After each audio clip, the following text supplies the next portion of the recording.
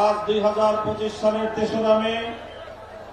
বাংলাদেশের রাজধানী ঢাকার ঐতিহাসিক সোহরাওয়ার্দী উদ্যানে আয়োজিত হেফাজতে ইসলাম বাংলাদেশ আহত এই মহাসমাবেশকে লক্ষ্য করে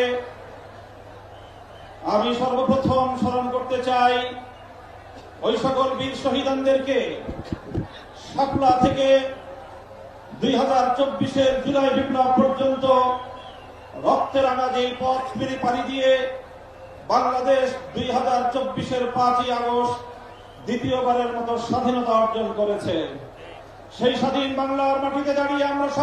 শপথে বাণী উচ্চারণ করতে চাই, রক্ত দিয়ে স্বাধীনতা এনেছি, প্রয়োজনে রক্ত দিয়ে সেই স্বাধীনতা আমরা রক্ষা করব ইনশাআল্লাহ। স্বাধীন বাংলার মাটিতে দাঁড়িয়ে আমরা বলতে চাই, নারী সংস্কারের নামে আল্লাহর কোরআনকে, ইসলামকে যে কটাক্ষ করা হয়েছে, ধর্মীয় উত্তরাধিকার বিধান, পারিবারিক বিধানকে, নারী পুরুষের মধ্যে বৈষম্যের প্রধান